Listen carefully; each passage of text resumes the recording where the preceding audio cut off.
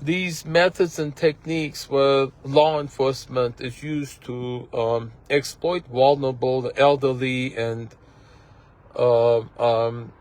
special needs by manipulating people to scapegoat those individuals, doing defamation on them, justifying cruelty that they're doing, so there's individuals at Patrick, Janet at Universalist, there's individuals, and then, Kathy Carpenter, to whom they dismiss reports of, they don't want to hear. They know what's going on, but it's justified. In their eyes, they block communication of the abusers of Anita, the power of attorney, and the cousin Albert, and Sam, my sister's husband, who started it. That they completely dismiss all the reports. Social workers, APS, police, they all feel justified in supporting Anita. They don't want to hear the police station refusing to take the reports of the illegal, immoral actions. Everything is dismissed, it's justified, and then they keep repeating bad things about me. What they're doing, they twist the truth, and then everybody's convinced of it. Most of them are. So at this point, there's so much evidence showing all that intention stated by Tanya, by Neda, by Anita, by Albert, all the bad things that they've said, that's unjustified. The threats, right? You keep saying, Tanya says, I'm praying you get arrested for solicitation. All the threats, and when you ask them why, the reasons they give is fabricated. But there's things said that I'm not aware of. You see? So they conceal it. Their attitude is, it doesn't matter that you know about it. What you say doesn't matter because of what they've been told about me. Patrick, I'm going to that Lady of Lord's Church and talking, he blocks my communication because of horrible things he's heard about me. So does Alan. So does Mike. So do the cops. So at some point, someone will listen. I have solid proof, evidence, court admissible evidence. At some point, the intention, the threats, the texted statements, all show the collaboration, and then psychologists,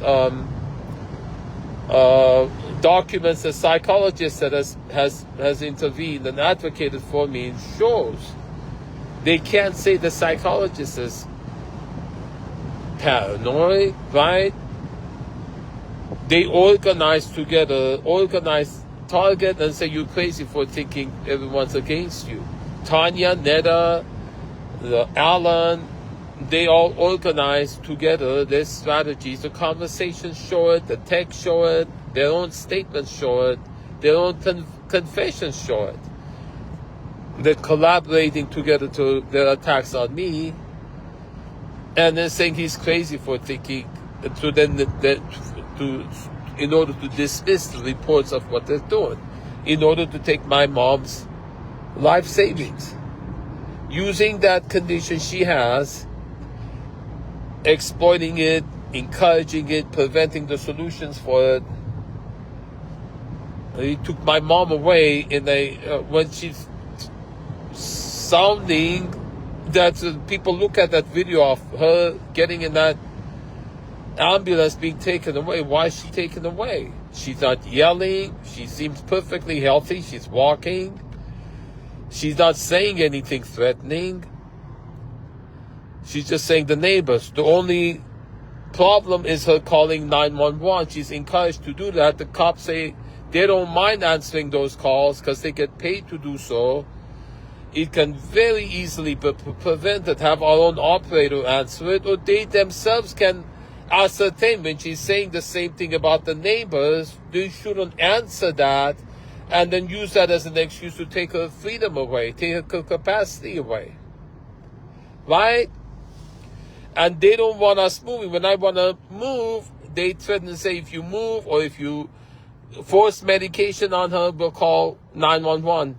They don't give me the option to get the appointments to Kaiser, get her medication, get the Vesperone, put it in her tea to prevent it. This, you forcing her to have it. But then right now she's over there and they're getting a judge to get that. Right? All the solutions I have, they say if you do it, we'll call 911. Right? So I want to see what happens. At some point, someone will listen to reason, listen to what they've said about me, right?